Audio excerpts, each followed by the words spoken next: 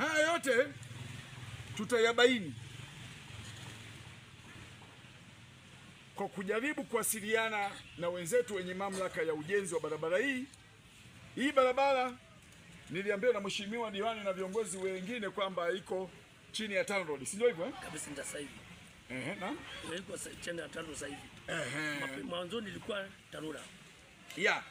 Kwamba mwanzoni ilikuwa chini ya TARURA, lakini sasa hivi ipo chini ya mamlaka yetu ambayo inayosimamia barabara kuu za highway, yani TANROADS.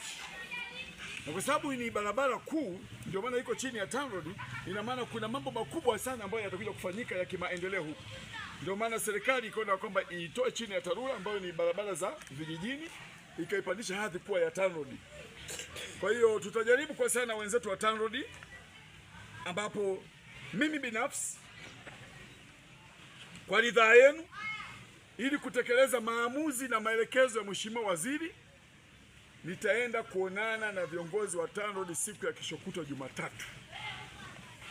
Kwa ajili nitaonana nao nikiwa nina nyaraka, kwa maana kwamba nina barua ambayo nitakuwa nimeiandika rasmi juu ya kadhia hii, kuwaomba wenzetu wa TANROADS wajaribu kuliangalia hili jambo kwa jicho la tatu. Kama kweli kuna madai ya msingi ambayo tutayabainisha yote kwa mujibu wa faili hili hapa, basi tutamwomba afisa mtendaji mkuu wa TANROADS au meneja wa kanda yetu hii ya Arusha alichukua hili jambo kwa uzito wa hali ya juu, maana inagusa maisha ya watu, inagusa uchumi wa watu. Kwa hiyo nitazungumza naye siku ya Jumatatu, nitaenda kuomba appointment nikiwa niko na barua. Nikibahatika kumpata siku hiyo nitamshukuru Mungu.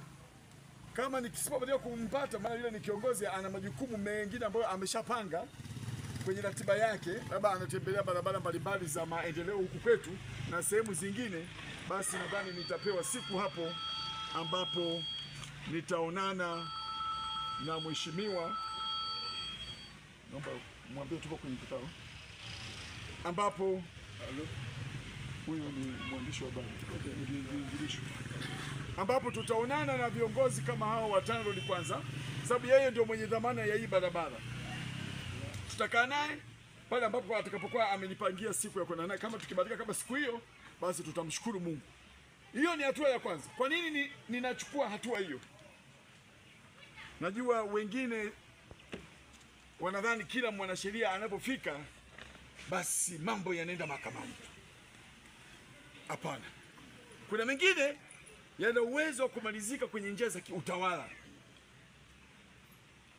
Tunaanzia level za viongozi wetu, kuanzia kwenye kitongoji, kijiji, umeona, kata, wapi kote huko juu, hadi kuheshimiwa madiwani.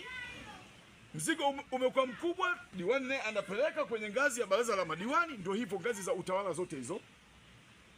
Kwa nini tunachukua hatua hiyo? Ni kwa sababu kuna kitu kinaitwa advocacy skills, yaani ule uwezo wa kutumia uwezo wa uchechemuzi, yaani wa kwenda kuhusisha wadau wa sekta mtambuka kuona njia nzuri za kutatua tatizo.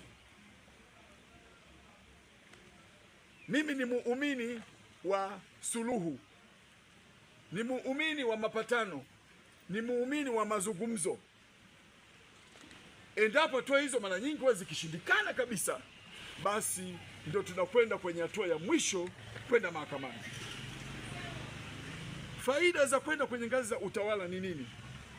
Ni kwamba yule ambaye anayelalamikiwa pengine hajatoa fidia kwa wakati kama sheria inavyotaka, basi anapata fursa ya kusikia kilio cha wananchi hawa, na hapo tutamshauri kwa njia nzuri za hekima, za ustaarabu na heshima kubwa, kwamba nadhani sasa, kwa sababu dhima ya mama yetu Samia ni kuona kwamba kero za wananchi zinamalizika, kama sio kutatulika, basi wananchi hawa walipwe.